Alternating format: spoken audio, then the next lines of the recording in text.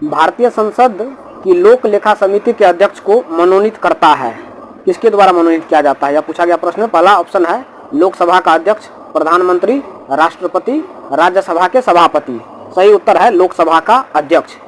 जो लोक लेखा समिति का जो चेयरपर्सन होता है, अध्यक्ष होता है, उसकी नियुक्ति, उन्हें जो मनोनीत किया जाता है लोकसभा के अध्यक्ष के द्वारा किया जाता है। और एक बात और बता दूं मैं, कोई भी संसदीय समिति में अगर उसका मेंबर लोकसभा का अध्यक्ष भी है तो उसका चेयरपर्सन दैट इज अध्यक्ष भी लोकसभा के अध्यक्ष भी ही होंगे, ये बाय डिफॉल्ट होता है। अगला प्रश्न है निम्नलिखित में से कौन सी भारतीय संसद की वित्तीय समितियां हैं? वित्त से संबंधित समितियों के बारे में पूछा गया है। पराक्रम समिति वित्तीय जांच का प्राकलन करती है। लोक लेखा समिति ये भी जांच प्रतिवेदन जो है सो वित्त से लेखा जोखा से संबंधित प्रस्तुत करती है। लोक उपक्रम समिति यही काम करती है। तो सही उत्तर है ए, बी एवं सी, अर्थात पराक्रम समिति, लोक लेखा समिति और लोक उपक्रम समिति, ये तीनों समितियां वित्त से संबंधित है, वित्तीय समितियां हैं। तो सही आंसर होगा option D, all of the above. अगला प्रश्न है भारत के नियंत्रक महालेखा परीक्षक की ऑडिट रिपोर्ट का निरीक्षण करती है।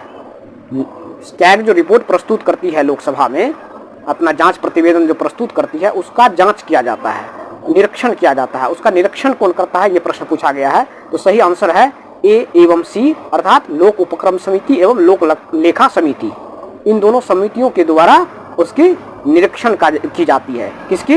लोक ये नियंत्रक एवं महालेखा परीक्षक के ऑडिट रिपोर्ट की, और फिर उसे संसद के पटल पर रखा जाता है। अगला प्रश्न है निम्नलिखित में से कौन सी समिति लोकसभा के अधीन नहीं आती है?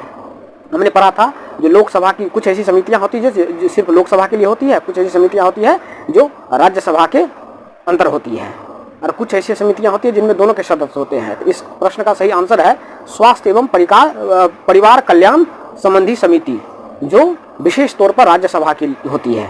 इसमें लोकसभा से कोई लेना देना नहीं है, ये लोकसभा के अधीन नहीं आती है, ये राज्यसभा के अधीन आती है।